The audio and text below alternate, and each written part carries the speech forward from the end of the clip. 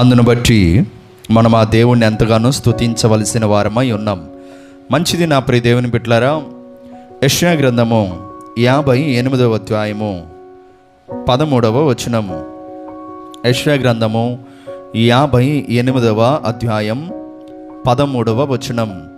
నా విశ్రాంతి దినమున వ్యాపారం చేయకుండా నాకు ప్రతిష్ఠితమైన దినమని నీవు ఊరకుండిన ఎడల విశ్రాంతి దినము మనోహరమైనదని యెహోవాకు ప్రతిష్ఠిత దినమని ఘనమైనదని అనుకొని దాన్ని ఘనముగా ఆచరించిన ఎడల. చిన్న ప్రార్థన. కరుణ కలిగినటువంటి తండ్రి, వాత్సల్యత గల తండ్రి, ప్రేమ గల తండ్రి, నీకే స్తోత్రం. ఈ సమయంలో నీ మాటలు మేము వినబోతున్నాం తండ్రి. నీవే మాకు తోడై ఉండండి తండ్రి. వినగలిగిన చెవి మాకివ్వండి తండ్రి. గ్రహించే మనసు మాకివ్వండి తండ్రి. యేసు నామమున అడిగి వేడుకొని పొందుకొని నామన పరమ తండ్రి, ఆమెన్. నాతో పాటు ఈ మాటలు చెప్పండి అందరూ. దేవా నాతో మాట్లాడు. దేవా మా అందరితో మాట్లాడు. దేవా మాతో మాట్లాడు. దేవా మా అందరితో మాట్లాడు. హల్లెలూయా, హల్లెలూయా. రేపటి దినమున విశ్రాంతి దినం. రేపటి దినమున చాలా చాలా చోట్ల, అనేక చోట్ల దేవుని మందిరాలలో, దేవుని సన్నిధిలో పునరుద్ధానుడైనటువంటి దేవుణ్ణి ఆరాధించే దినం. ప్రియమైన దేవుని బిడ్డలారా, అయితే విశ్రాంతి దినమునకు ముందుగా, పునరుత్థానమైనటువంటి దినమునకు ముందుగా, ఆదివారమునకు ముందుగా ఈ సిద్ధపాటు కూడికలో మనం పాల్గొనేది దేనికి అని అంటే, ఆదివారానికి ముందుగా మనము రేపటి దినానికి ముందుగా ఈ రాత్రి నుండే మనం దేవుని సన్నిధికి రావటానికి ఏమవ్వాలి? సిద్ధపడాలి. రేపటి దినమునకు ముందుగానే ఈ రాత్రి నుండే, ఈ దినము నుండే నువ్వు సిద్ధపడాలి. పునరుద్ధానుడైనటువంటి ప్రభు అని యేసుక్రీస్తు వారిని ఆరాధించుటకు, ఉన్నతుడైనటువంటి ఘనుడైనటువంటి దేవాది దేవుణ్ణి స్తుతించుటకు ఈ దినము నుండే, ఈ రాత్రి నుండే నువ్వు సిద్ధపడటానికే ఈ సిద్ధపాటు కూడిక. ప్రియమైన దేవుని బిడ్డలారా, మరి ఆ దేవుని సన్నిధిలోనికి నువ్వు రావటానికి నీలో ఒక సిద్ధపాటు అనేది ఇక్కడి నుండే ప్రారంభం అవ్వాలి. రేపటి దినమున నీకు ఏ ఆటంకాలు రాకుండా, రేపటి దినమున ప్రభు మందిరంలోనికి రావటానికి నీకున్నటువంటి ప్రతికూలమైన పరిస్థితులు కొట్టివేయటానికి, రేపటి దినమున దేవుని మందిరంలోకి రావటానికి అనేకమైనటువంటి ఆటంకాలు పోవటానికి ఈ రాత్రి నుండే నీలో ఉండవలసినది ఏమిటి అని అంటే ఓ సిద్ధపాటు. ఆ సిద్ధపాటు కూడికలోనికి నువ్వు వచ్చి నువ్వు ఏం చేయాలి మందిరంలోనంటే ప్రార్థించాలి. ప్రభువా, రేపటి దినమున నీ విశ్రాంతి దినం, అది ఎంతో ఘనమైన దినం, అది నీకు ప్రతిష్ఠితమైన దినమని, అది దేవునికి ఘనమైన దినమని నువ్వు ఓరకుండక ఈ రాత్రి నుండే దేవుని సన్నిధిలోనికి నువ్వు వచ్చి ప్రార్థిస్తూ, రేపటి దినమున నాకు ఉన్న ఆటంకాలన్నీ దేవా ఈ రాత్రి నుండి మీరేం చేయాలి? కొట్టివేయండి దేవా. రేపటి దినము నుండి నేను దేవుని సన్నిధికి, ఇదిగో నేను ఆగిపోకుండా, నా ఇంటి వారు ఆగిపోకుండా, నా కుటుంబం ఆగిపోకుండా, నా బిడ్డలు ఆగిపోకుండా అందరూ నీ సన్నిధిలోనికి రావటానికి మీరు ఈ రాత్రి నుండే నీ పని మొదలు పెట్టండి దేవా అని నువ్వేం చేయాలి? దేవుని మందిరంలోకి వచ్చి ప్రార్థన చేయాలి. ప్రియమైన దేవుని బిడ్డలారా, మరి చాలామంది దేవుని మందిరంలోనికి వచ్చి ఈ సిద్ధపాటు కూడికలో ప్రార్థనలు చేయవలసినటువంటి వారు మరి చాలామంది రాలేకపోతూ ఉన్నారు. ఈ రాత్రి నుండి నువ్వు ప్రభు సన్నిధిలో ప్రార్థన చేయడం కనిపెట్టకుండా ఉంటే, ఈ సిద్ధపాటు కూడికలోకి రాకుండా నువ్వు సన్నిధిలోనికి వచ్చి ప్రార్థన చేయకుండా ఉంటే, రేపటి దినమున నీకు ఎన్ని ఆటంకాలు ఎదురవుతాయో తెలుసా మందిరంలోకి రావటానికి? అపవాది అనేవాడు అనేక రకాల కంచెలేస్తూ ఉంటాడు. అపవాది అనేవాడు దేవుని బిడ్డలని దేవుని సన్నిధికి రానివ్వకుండా అనేక రకాల గోడలు వాడు కడతా ఉంటాడు. మరి ఆ అడ్డుగోడలు నీ ముందు వాడు కట్టనివ్వకుండా ఆపేది ఏమిటేనంటే నువ్వు చేసే ప్రార్థన. నువ్వు ఈ రాత్రి నుండే నీలో ఒక సిద్ధపాటు. ప్రభువా, రేపటి దినం మన విశ్రాంతి దినం, నేనును నా ఇంటి వారును నా దేవుని సన్నిధిలో ఉందుముగాక. హల్లెలూయా. దేవునికి స్తోత్రం చెప్పండి. హల్లెలూయా. ఏమిటి నీలో ఉండవలసిన సిద్ధపాటు? నేను ఉండాలి దేవుని సన్నిధిలో, నా ఇంటి వారు కూడా ఉండాలి. నేను ఉండాలి దేవుని సన్నిధిలో, నా కుటుంబం అంతా ఉండాలి. నేను ఉండాలి దేవుని సన్నిధిలో, నా బిడ్డలో ఉండాలి. అలా ఉండాలి అని అంటే ఇదిగో ఈ రోజు నుండే, ఈ సాయంత్రం నుండే, ఈ రాత్రి నుండే నీలో కలగవలసినది ఏమిటి అంటే సిద్ధపడాలి ప్రార్థించటానికి. సిద్ధపాటు కూడికకు నువ్వు రాకుండా నువ్వు ఇంట్లో కూర్చొని రేపు వెళ్ళొచ్చులే ఆదివారం నువ్వు అనుకుంటే రేపు అనేక రకాల ఆటంకాలు ఎదురవచ్చేమో, ఎవరికి తెలుసు. ప్రభు సన్నిధికి నిన్ను రానివ్వకుండా అడ్డుపడటానికి అనేక రకాల వాడు ఆలోచనలు కలిగి ఉంటుంటాడు అపవాది. మరి ఆలోచనలన్నీ నీ ముందు వాడు పని చేయకుండా ఉండాలి అని అంటే నువ్వు దేవుని సన్నిధిలోకి రావాలి. అందుకే ఈ సిద్ధపాటు కూడికండి. మరి దేవుని సన్నిధిలోనికి వస్తే, దేవుని మందిరంలోనికి వస్తే మరి దేవుడు చేసే పని ఏమిటి అని అంటే నా ప్రియ దేవుని పెట్టారు గమనిద్దామా. యెషయా గ్రంథం 58వ అధ్యాయము 14వ వచనం చూడండి. యెషయా గ్రంథం 58వ అధ్యాయము 14వ వచనం. నీవు యెహోవా యందు ఆనందించెదవు, దేశము యొక్క ఉన్నత స్థలముల మీద నేను నిన్ను ఎక్కించెదను. దేవునికి స్తోత్రం చెప్పండి. హల్లెలూయా. సర్వకృపానిధి మా పరమ కుమ్మరి, నీ చేతిలోనే మా జీవమున్నది. పాడదామా? సర్వకృపానిధి మా పరమ కుమ్మరి, నీ చేతిలోనే మా జీవమున్నది. మా దేవా నీ ఆలోచనలన్నీ ఎంతో గొప్పవి, మా ఊహకు మించిన కార్యములెన్నో జరిగించుచున్నవి. మా దేవా నీ ఆలోచనలన్నీ ఎంతో గొప్పవి, మా ఊహకు మించిన కార్యములెన్నో జరిగించుచున్నవి. ఏమైనా చేయగలవు, కథ మొత్తం మార్చగలవు, నీ నామముకే మహిమంతా తెచ్చుకొందువు. ఏమైనా చేయగలవు, కథ మొత్తం మార్చగలవు, నీ నామముకే మహిమంతా తెచ్చుకొందువు. యేసయ్యా యేసయ్యా, నీకే నీకే సాధ్యము. యేసయ్యా యేసయ్యా,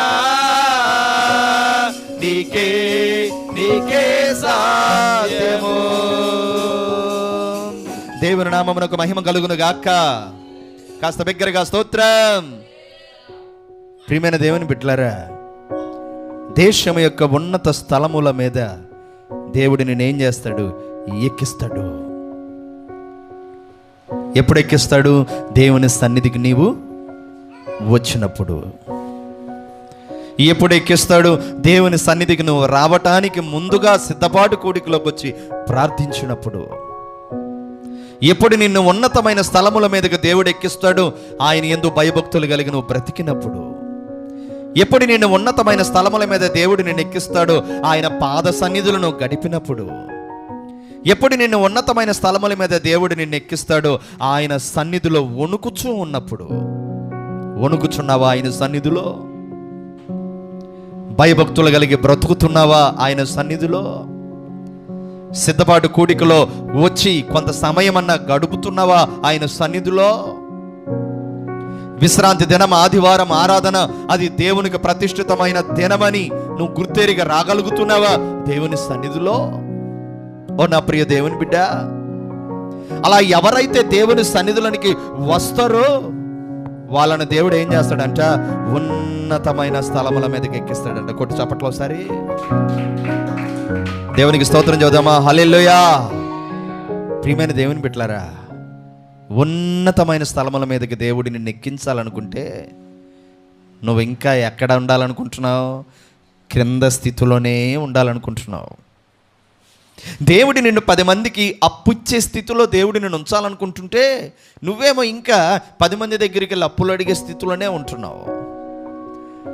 దేవుడు నిన్ను ఓ ఉన్నతమైనటువంటి స్థాయికి తీసుకొని రావాలని దేవుడు ఆలోచిస్తూ ఉంటే నువ్వు ఇంకా ఉన్నతమైన స్థాయికి నేను ఎప్పుడు వెళ్తానని అనుకుంటున్నావు, కానీ ఆయన సన్నిధిలోనికి మాత్రం రాలేకపోతున్నావు. మరి ఆయన సన్నిధిలోనికి వచ్చేవారు ఏం చేయకూడదో ఏం చేయాలో చెప్పి నేను ముగిస్తా. మిగతా సందేశం రేపటి దినం మనం నేర్చుకుందాం. మరి ఆయన సన్నిధిలోనికి వచ్చేవారు ఏం చేయాలి, ఏం చేయకూడదు? ఒకటి, నా విశ్రాంతి దినమున ఏం చేయకూడదు? వ్యాపారం చేయకూడదు. వ్యాపారం చేయకూడదు.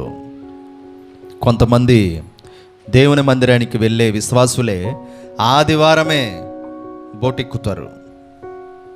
బోట్లెక్కే నా ప్రియ దేవుని బిడ్డలారా, మీకోసం ఈ వాక్యం వినండి. ఆదివారం పూట బోట్ ఎక్కకండి. ఆదివారం చూసుకొని ఎక్కండి, సోమవారం ఎక్కండి బోటు. దేవుడు నీకంటే ముందుగా వెళ్ళి నీ మార్గాలని సరళం చేస్తాడు ఖచ్చితంగా. ప్రియమైన దేవుని బిడ్డలారా, కొంతమంది ఆదివారం రోజే కొట్లు తెరుస్తారు. బడ్డీ కొట్లు కలిగిన వారిలారా, మీతోనే దేవుడు మాట్లాడుతున్నాడు. చిల్లర కొట్లు అయితే, బడ్డీ కొట్లు అయితే, టిఫిన్ కొట్లు అయినా, అది ఏ సరుకుల కొట్టైనా ఆదివారం నాడు మూసేసేయి. ఆదివారం నాడు తెరవకో. ఆదివారం ఆరాధన చూసుకొని వెళ్ళి తెరు. నీ వ్యాపారాన్ని దేవుడు ఎంతగా ఆశీర్వదిస్తాడు.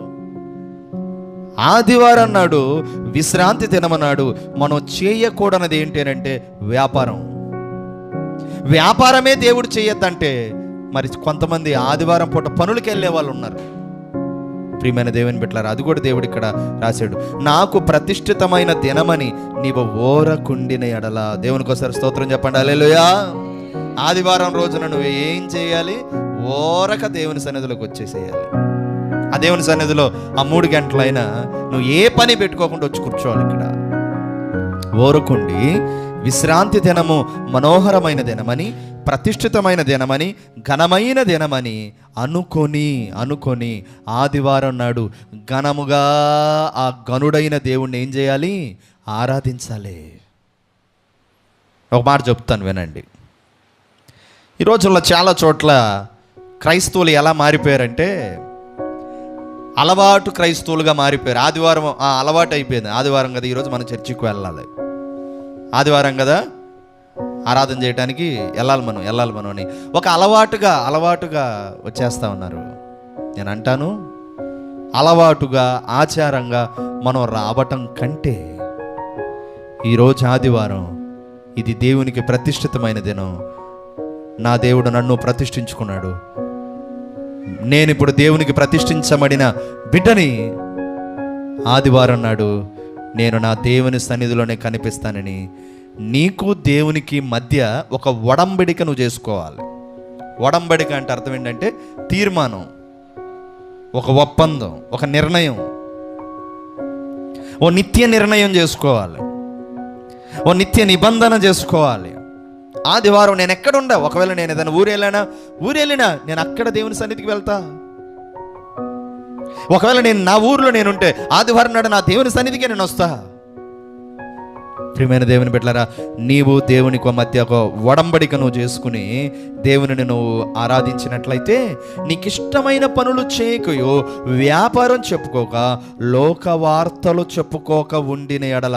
చూసారా, కొంతమంది ఆదివారం నాడు పనికి వెళ్ళరు, వ్యాపారము చేయరు, మరి ఇళ్ళ దగ్గర ఉండి ఏం చేస్తారు? లోక వార్తలు చెప్పుకుంటుంటారు. రే బుజ్జి, ఆ ఇంటికల్లా వాళ్ళు 3 రోజుల నుంచి ఒకటే గొడవరా బుజ్జి, అస్సలు వాళ్ళ ఇంట్లో సమాధానం లేదురా. ఎప్పుడు మాట్లాడుకుంటారు వీళ్ళు?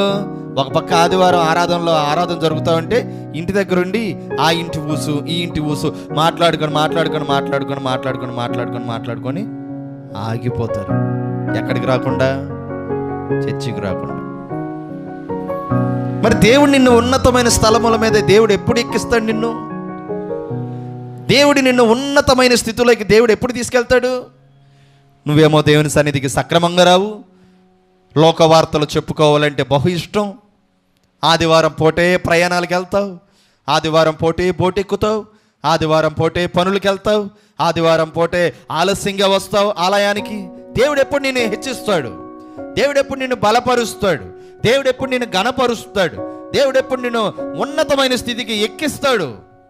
ఆయన సన్నిధిలోకి నువ్వు వచ్చి భయము కలిగి, భక్తి కలిగి, వణుకుతూ నువ్వు కనపడినప్పుడు, సిద్ధపాటు కూడికలోకి వచ్చి నువ్వు ప్రార్థనలో గడిపినప్పుడు, ఆదివారం విశ్రాంతి దినం అందరికంటే ముందుగా నేనే కనపడాలని ఆ దేవునికని నువ్వు అందరికంటే ముందుగా వచ్చి దేవుని సన్నిధిలో నువ్వు కూర్చొని దేవుణ్ణి ఆరాధించినప్పుడు ఈరోజు కాపన రేపైనా ఆ దేవాది దేవుడు నిన్ను ఉన్నతమైన స్థలముల మీదకి ఎక్కించునుగాక, నిన్ను గొప్ప స్థితిలోనికి నా దేవుడు చేర్చునుగాక, నీ జీవితాన్ని, నీ బ్రతుకును, నీ స్థితిని నా దేవుడు సరిచేయునుగాక. కళ్ళు మూసుకోండి, అందరూ మోకరించండి.